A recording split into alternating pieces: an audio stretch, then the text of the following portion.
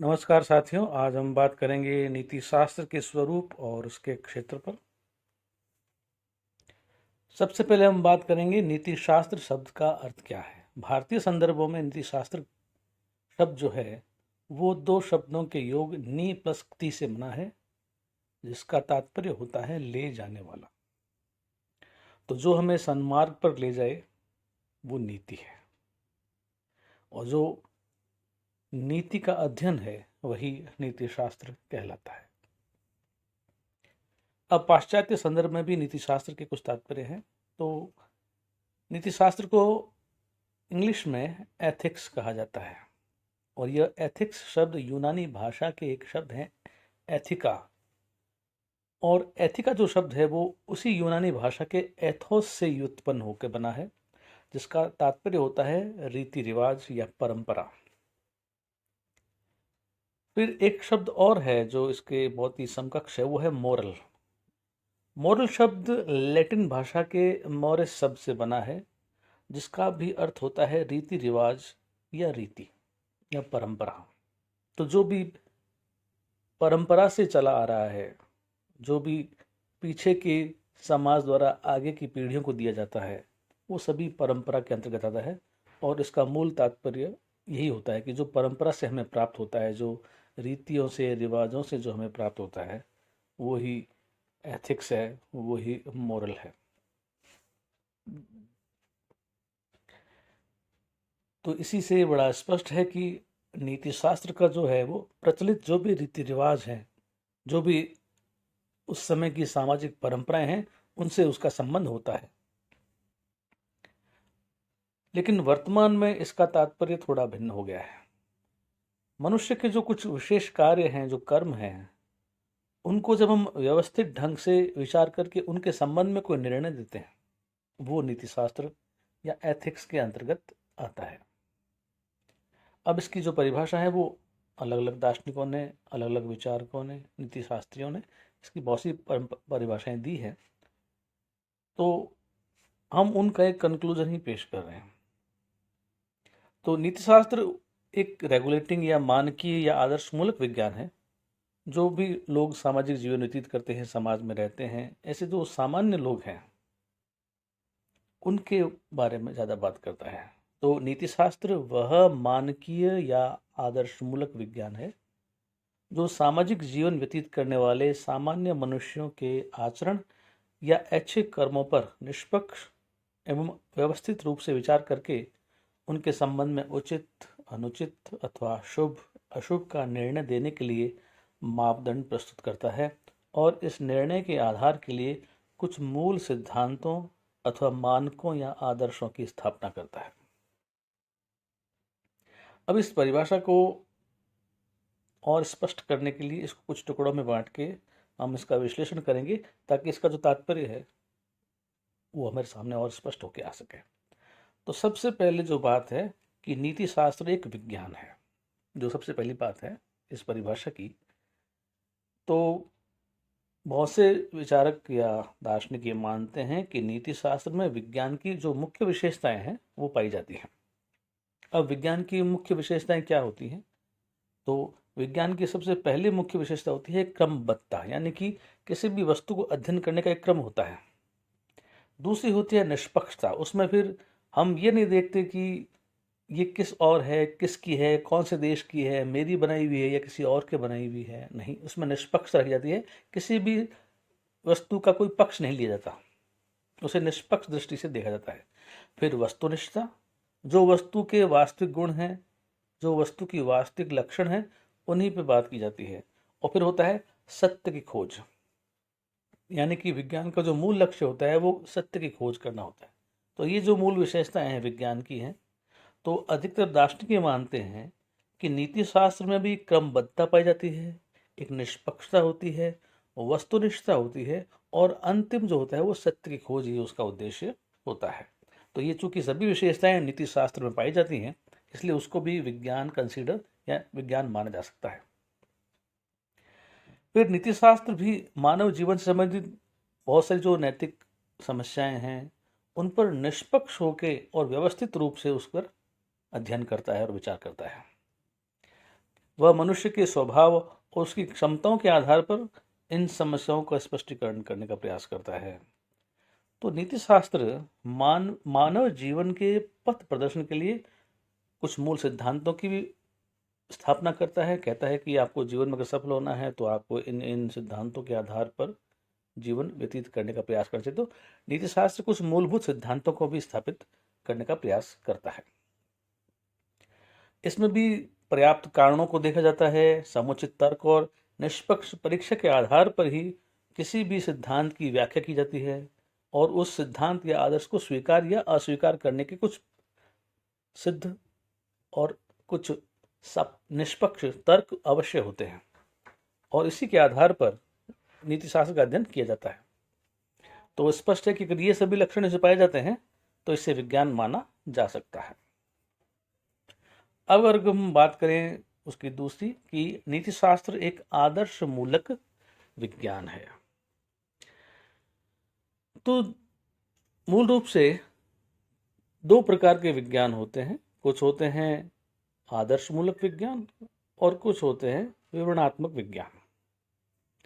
तो जो भी विज्ञान या विषय किसी विषय वस्तु या घटना का मूल्यांकन नहीं करे, केवल उसके तथ्यात्मक स्वरूप का ही अध्ययन करे या वर्णन करे, तो उन्हें विवरणात्मक विज्ञान कहा जाता है। यानी वो क्या है इसकी बात जो करे वो विवरणात्मक विज्ञान कहलाते हैं। जैसे उदाहरण के लिए बहुत से जो लाइफ साइंस के जो भी विषय हैं, जैसे चाहे भौतिक शास्त्र हो, चाहे प्राणी शास्त्र हो, वनस्पति शास्त्र हो, रसायन विज्ञान हो, ये सारे विवरणात्मक विज्ञान कहलाते हैं। जैसे वनस्पति शास्त्र है तो ये एक विवरणात्मक विज्ञान है, क्योंकि यह पेड़ पौधों का उसी रूप में वर्णन करता है जिस रूप में वो पाए जाते हैं। वो उन्हें अच्छे बुरे सुंदर कुरूप इस बारे में वो उनका मूल्यांकन नहीं करता। तो जो भी अधिकतर सामाजिक विज्ञान या भौतिक विज्ञान है वो ऐसा ही विवरणात्मक विज्ञान है। जैसा तथ्य होते हैं उनका वैसा ही अध्ययन, उनका वैसा ही चर्चा वो किए जाते हैं। अब कुछ विज्ञान का जो मुख्य उद्देश्य होता है वो मुख्य उद्देश्य किसी विषय या वस्तु का केवल तथ्यात्मक वर्णन नहीं होता, बल्कि उनका मूल्यांकन करना उस विषय का मूल उद्देश्य होता है। ऐसे ही जो मूल्यांकन करने का कार्य करते हैं उन्हें मानकीय या आदर्श मूलक विज्ञान कहा जाता है। अब मूल्यांकन किसी मानक के रूप में होता है कि भाई ये एक मापदंड है, इसके अंतर्गत जो आएगा उसको कैसा कहा जाएगा, या किसी एक आदर्श को मान के किया जाता है। तो किसी भी आदर्श मूलक विज्ञान या मानकीय विज्ञान के दृष्टि में कोई मानक होगा या कोई आदर्श होगा, उसी की दृष्टि से किसी वस्तु का मूल्यांकन किया जाता है, अच्छी बुरी जो भी कहा जाए। तो किसी वस्तु का मूल्यांकन करने का अर्थ यह निर्णय करना है कि यह वस्तु उस मानक या आदर्श के अनुरूप है या नहीं है, वो उसके कितने निकट है या उससे कितनी दूर है, इसी आधार पर उसका मूल्यांकन होता है। जैसे अब यदि हम उदाहरण लें कि जब हम किसी वस्तु को सुंदर कहकर उसका मूल्यांकन करते हैं तो हम ये निर्णय दे रहे होते हैं कि वस्तु हमारे जो सौंदर्य के आदर्श हैं उनके कितनी अनुरूप है और कितनी नहीं है। जैसे तर्कशास्त्र है, सौंदर्य शास्त्र है, नीति शास्त्र है, ये सारे आदर्श मूलक या मानकीय विज्ञान है। नीति शास्त्र का जो उद्देश्य है वो हमें ये बताना है कि हम किन नियमों, सिद्धांतों अथवा आदर्शों के आधार पर किसी कर्म को उचित या अनुचित और किसी व्यक्ति अथवा चरित्र को शुभ या अशुभ या अच्छा या बुरा कह सकते हैं। तो हम जो भी नियम, आदर्श या सिद्धांत के आधार पर मनुष्य के कर्मों और चरित्रों का निर्णय करते हैं, क्यों उचित अनुचित शुभ अशुभ कहना केवल वर्णन करना नहीं होता, बल्कि हम मूल्यांकन करते हैं, उसी आदर्श के अनुरूप कहते हैं कि ये वस्तु उचित है, किसी आदर्श के अनुरूप हम ये कहते हैं कि वो वस्तु अनुचित है, अशुभ है। तो जिन नियमों, सिद्धांतों अथवा आदर्शों के आधार पर हम आचरण को उचित, अनुचित, शुभ अशुभ कहते हैं वे उस मूल्यांकन के मानक होते हैं और मान्य होते हैं। तो इस प्रकार विवरणात्मक विज्ञानों के विपरीत नीति शास्त्र का उद्देश्य मनुष्य और उसके कर्मों का तथ्यात्मक वर्णन नहीं होता, अपितु वह उनका मूल्यांकन किसी मानक के अनुरूप करता है। यही कारण है कि इसे आदर्श मूलक या मानकीय विज्ञान कहा जाता है। फिर है मनुष्यों के आचरण पर विचार। नीति शास्त्र केवल सामान्य मनुष्य के ऐच्छिक कर्मों का ही मूल्यांकन करता है। सामान्य मनुष्य और ऐच्छिक कर्म, ये दो मूल बातें हैं। यानी कि व्यक्ति सामान्य होना चाहिए, यानी वो मानसिक दृष्टि से विक्षिप्त ना हो, कोई छोटे छोटे बच्चे ना हो, पशु ना हो, तो उनको हम सामान्य मनुष्यों के अंतर्गत नहीं रख सकते। पागलों को, विक्षिप्तों को, छोटे बच्चों को, पशुओं को। फिर मनुष्य के जो कर्म होते हैं उनको भी हम दो भागों में बांट देते हैं। एक होते हैं ऐच्छिक कर्म और दूसरा होता है अनैच्छिक कर्म। तो अनैच्छिक कर्म वे कर्म हैं जिन पर मनुष्य का नियंत्रण नहीं होता, वो होते रहते हैं, और जिन्हें करने न करने के लिए भी कोई व्यक्ति स्वतंत्र नहीं होता। जैसे हमारे शरीर की जो आंतरिक क्रियाएं हैं, जैसे पाचन क्रिया है, जैसे हृदय की धड़कन है, जैसे शरीर में जो रक्त का संचार हो रहा है, इधर उधर दौड़ रहा है खून, ये सारी क्रियाएं जो है मनुष्य के जीवन के लिए अनिवार्य है। किंतु ये सब क्रियाएं मनुष्य के नियंत्रण में नहीं होती। सांस को हम कुछ हद तक नियंत्रित कर सकते हैं, लेकिन रक्त का जो संचरण है, खून का जो एक स्थान से दूसरे स्थान पर गमन है, उसको हम नियंत्रित नहीं कर सकते। तो यही कारण है कि इन क्रियाओं को अनैच्छिक कर्म कहा जाता है, जिन पे हम इच्छा के अनुरूप नियंत्रण नहीं कर सके, वो सारे अनैच्छिक कर्म कहलाते हैं। अब जो मानसिक दृष्टि से जो विक्षिप्त व्यक्ति हैं, बहुत छोटे छोटे जो बच्चे हैं, पशु जो हैं, इनके कार्यों को भी अनैच्छिक कर्म माना जाता है, क्योंकि ये लोग भी अपने कर्मों को सोच विचार के नियंत्रित नहीं कर पाते, बस वो होते चले जाते हैं। बच्चे को भूख लगती है, वो रोने लगता है, दूध पिला दो वो चुप हो जाएगा, उसको थोड़ा खिलाओ साथ में तो वो हंसने लगता है। तो ये सब कर्म कुछ ऐसी शक्तियों के वशीभूत होकर करते हैं जिन पर उनका कोई नियंत्रण होता नहीं है। तो नीति शास्त्र ऐसे अनैच्छिक कर्मों का मूल्यांकन नहीं करता, क्योंकि इनके संबंध में कर्ता को किसी प्रकार की स्वतंत्रता कभी नहीं होती। दूसरे होते हैं ऐच्छिक कर्म।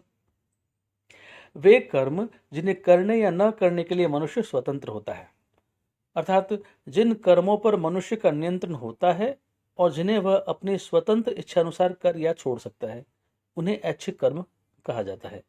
तो ये कर्म मनुष्य जानबूझकर या सोच विचार कर करता है, किसी बाह्य और आंतरिक व्यवस्था के कारण वो उसे नहीं करता। वो उसकी इच्छा है तो करता है, जब इच्छा नहीं होती वो नहीं करता है। तो इन कर्मों को करने पर व्यक्ति को उन कार्यों का उत्तरदायी माना जा सकता है। तो इन्हीं ऐच्छिक कर्मों को जो है वो आचरण की संज्ञा दी जाती है, और नीति शास्त्र केवल इन्हीं कर्मों का मूल्यांकन करता है, अर्थात वह यह बताता है कि इनमें से कौन से कर्म उचित हैं और कौन से अनुचित हैं। अपने इस निर्णय के समर्थन में नीति शास्त्र पर्याप्त कारण अथवा तर्क भी प्रस्तुत करता है। सामान्यतः ऐच्छिक कर्म वे होते हैं जिन्हें करते समय मनुष्य को यह ज्ञान होता है कि उसके द्वारा ये कार्य किया जा रहा है, उसे ध्यान में होता है कि मैं कर रहा हूं। जैसे उदाहरण के लिए हम कह सकते हैं कि आप अभी इस समय जो ये वीडियो देख रहे हो, इसके लिए आपको कोई विवश नहीं किया गया है कि आपको ये देखना ही होगा। तो इसी प्रकार विपत्ति काल में जब हम किसी व्यक्ति की सहायता करते हैं, तब उस व्यक्ति को ये ज्ञान होता है कि आप उसकी सहायता कर रहे हैं। तो सभी कर्मों को सचेतन जो होते हैं, जो सचेतन किए जाते हैं, उन्हें ऐच्छिक कर्म कहा जाता है। तो कुछ ऐसे भी कर्म होते हैं जिन्हें मनुष्य यंत्रवत करता है। जैसे हम जो गाड़ी का हैंडल मोड़ लेते हैं, ब्रेक लगा देते हैं, ये हम यंत्रवत करते हैं बस। तो उनको करने में हमें ज़्यादा सोचने और विचारने की आवश्यकता नहीं होती। आदत या अभ्यास के कारण ये चीज़ें होती चली जाती हैं। इन कर्मों को अभ्यास जन्य कर्म कहा जाता है। तो आदत से विवश होकर जब कोई व्यक्ति कंजूसी करता है, पैसे की बचत करता है, कोई अपराधी बार बार अपराध करता है, तो ये सब सारे जो हैं अभ्यास जन्य कर्म हैं, और ऐसे सभी कर्मों को भी ऐच्छिक कर्म माना जाता है, क्योंकि इनकी आदत जो पड़ी थी हमारी सबसे पहले, उससे पहले हम इनको करने या न करने के लिए स्वतंत्र थे। तो संक्षेप में उपयुक्त दोनों प्रकार के ऐच्छिक कर्मों के औचित्य अथवा अनौचित्य के संबंध में निष्पक्ष निर्णय देकर उनका तर्कसंगत मूल्यांकन करना ही नीति शास्त्र का मुख्य उद्देश्य है। चौथा है सामान्य मनुष्यों के आचरण पर निर्णय। अब नीति शास्त्र सामान्य किसे कहता है, सामान्य मनुष्य का तात्पर्य क्या है, और कौन सामान्य मनुष्य जिनके ऐच्छिक कर्मों का मूल्यांकन किया जाता है। तो नीति शास्त्र सामाजिक जीवन व्यतीत करने वाले व्यक्तियों के आचरण का निर्णय देता है। जब दूसरों के साथ मिलकर जो व्यक्ति सामंजस्यपूर्व जीवन या सामाजिक जीवन व्यतीत करते हैं, तो उन मनुष्यों के संदर्भ में ही नीति शास्त्र का महत्व अधिक होता है। अब कोई व्यक्ति बिल्कुल किसी जंगल में अकेला रहता हो और वो कुछ भी कर्म करे, कोई भी कार्य करे, उसका किसी और व्यक्तियों पे ना तो प्रभाव पड़ता हो, ना उनके क्रियाकलापों पे कोई प्रभाव पड़ता हो, ना उनके जीवन पे कोई प्रभाव पड़ता हो, तो वहां पे नीति शास्त्र की कोई आवश्यकता कभी नहीं रहती। परंतु सभी सामान्य मनुष्यों को जन्म से मृत्यु तक किसी न किसी समाज, किसी न किसी परिवार, किसी न किसी समुदाय में रहकर ही अपना सामाजिक जीवन बिताना पड़ता है। तो इस कारण उसके जो अधिकतर जो कार्य हैं या कर्म हैं, वो किसी न किसी रूप में दूसरों के जीवन को प्रभावित करते हैं। और नीति शास्त्र का आरंभ वहीं से होता है, जब आपके किए कर्मों का प्रभाव दूसरों के जीवन पर पड़ता है। मनुष्यों की जो इच्छाएं हैं, आकांक्षाएं, उद्देश्य हैं, स्वार्थों में जो भेद है, विरोध हैं, उनके कारण उनमें परस्पर संघर्ष होता है, और जिसी के कारण व्यवस्थित और सामंजस्यपूर्ण सामाजिक जीवन जो है, उसमें कुछ कठिनाइयां या बाधाएं आने आरंभ हो जाती है। और इन्हीं कठिनाइयों और बाधाओं को दूर करने के लिए नीति शास्त्र का विकास होता है। ऐसे नैतिक नियमों अथवा सिद्धांतों का निर्माण करने का फिर प्रयास किया जाता है, जिनके द्वारा समाज में यथासंभव अधिक से अधिक व्यवस्था और लोगों में आपसी सामंजस्य को बनाए रखा जा सके। फिर है मूल सिद्धांतों अथवा आधारभूत आदर्शों की स्थापना। नीति शास्त्र मानव जीवन के पथ प्रदर्शन के लिए कुछ मूल सिद्धांतों अथवा आदर्शों की स्थापना करने का प्रयास भी करता है। नीति शास्त्र के लिए बताना संभव नहीं है कि किस व्यक्ति को किस परिस्थिति में क्या करना चाहिए, क्योंकि मानव का कर्म क्षेत्र इतना अधिक विस्तृत है और सभी मनुष्यों की परिस्थितियां इतनी विभिन्न विभिन्न प्रकार की होती हैं कि कोई मूल सिद्धांत या यह बताना संभव नहीं कि किस व्यक्ति को क्या करना चाहिए। तो नीति शास्त्र कुछ ऐसे आधारभूत सिद्धांतों और आदर्शों का प्रतिपादन करने का प्रयास करता है, जिनके अनुसार लगभग समान परिस्थितियों में सामान्य मनुष्यों के स्वयं अपने और दूसरे व्यक्तियों के प्रति कुछ कर्तव्यों को निर्धारित किया जा सके। लेकिन क्या किसी ऐसे मूल सिद्धांत या आदर्श की स्थापना संभव है जो सभी परिस्थितियों में सभी मनुष्यों के समस्त कर्तव्य को निर्धारित कर सके? हमारी दृष्टि में इस प्रश्न का उत्तर नकारात्मक ही हो सकता है, क्योंकि मनुष्य का जीवन इतना जटिल और उसकी परिस्थितियां इतनी विविध हैं कि कोई भी एक सिद्धांत या आदर्श औचित्य व कर्तव्य के संबंध में उसका सदैव ठीक ठीक मार्गदर्शन नहीं कर सकता। परंतु कुछ ऐसे आधारभूत नियम या आदर्श या सिद्धांत अवश्य बनाए जा सकते हैं जो सामान्यतः मनुष्य को बता सके कि उन्हें किन मूल कर्तव्यों का और क्यों पालन करना चाहिए। तो वस्तुतः कर्तव्य निर्धारण के संबंध में मनुष्यों का समुचित मार्गदर्शन करने के लिए नीतिशास्त्र कुछ मूल सिद्धांतों और आदर्शों की स्थापना करता है। इसी कारण इसे आदर्श मूलक विज्ञान की संज्ञा दी गई है, क्योंकि ये कुछ आदर्श रखता है। जैसे कहते हैं कि राम की तरह बनो, तो राम एक आदर्श है, उसके जीवन को आप देखो और उसके अनुरूप जीवन को अपने जीवन को ढालने का प्रयास करें। तो कुछ मानक, कुछ आदर्श हमारे सम्मुख रखे जाते हैं कि आप बिल्कुल वो न बन सके, लेकिन ठीक ठीक करीब करीब जितना हो सके उस वस्तु के निकट जाने का प्रयास कीजिए। अब हम बात करते हैं नीति शास्त्र के क्षेत्र की। तो अब हम कुछ अगली की समस्याओं पर हम नीति शास्त्र विचार करते हैं, जिसके बारे में हम बात करेंगे। नंबर 1 है समाज में रहने वाले सभी मनुष्यों के चरित्र तथा आचरण का मूल्यांकन।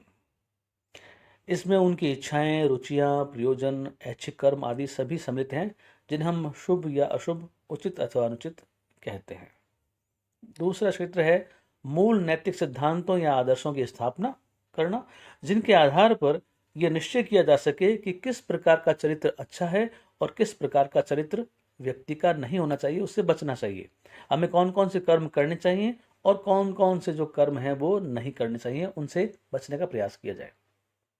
तीसरा है इन नैतिक सिद्धांतों या आदर्शों के समर्थन में पर्याप्त कारण और तर्क संगत युक्ति प्रस्तुत करना, यानी सत्य क्यों बोले इसके लिए भी युक्ति दी जाए कि सत्य बोलने का क्या लाभ होगा। चौथा, मानव जीवन के लिए ऐसे परम लक्ष्य अथवा अंतिम साध्य की संभावना पर विचार करना जिसकी प्राप्ति के लिए हम सदैव प्रयास करना चाहिए। मनुष्य के नैतिक उत्तरदायित्व तथा संकल्प स्वतंत्र का विवेचन, जिसके द्वारा हम यह निश्चित कर सकें कि मानव अपने ऐच्छिक कर्मों के लिए किस सीमा तक स्वतंत्र है और उसे नैतिक दृष्टि से अपने इन कर्मों के लिए कहाँ तक उत्तरदायी माना जा सकता है। नैतिक शब्दों के अर्थ का तथा नैतिक निर्णयों के स्वरूप का विश्लेषण भी इसमें किया जाता है। पांचवा है, नैतिक निर्णयों को सत्य या असत्य प्रमाणित करने के लिए प्रस्तुत किए जाने वाले तर्कों के स्वरूप का विवेचन और इन निर्णयों के औचित्यकरण के लिए वैज्ञानिक विधियों की खोज। कौन सा कर्म करें कौन सा न करें, उनके लिए जो तर्क हैं उनका विश्लेषण किया जाए, उनका स्वरूप क्या है उनका विवेचन किया जाए, और किसी कार्य का जो औचित्य है उसके लिए भी वैज्ञानिक विधियों का खोज करना। छठा है, नैतिकता की ठीक ठीक व्याख्या तथा नैतिक निर्णयों और अन्य निर्णयों के मौलिक भेद का स्पष्टीकरण, जिसके आधार पर नैतिक निर्णयों को दूसरे सभी निर्णयों से अलग करके समझा जा सके। तो नैतिकता की ठीक ठीक व्याख्या तो होनी चाहिए, ये नीति शास्त्र का पहला कार्य है। फिर जो नैतिक निर्णय जो हमारे होते हैं वो किस प्रकार से अन्य निर्णयों से अलग होते हैं, उनका जो डिफरेंस है वो उसे भी समझाना नीति शास्त्र का क्षेत्र में आता है।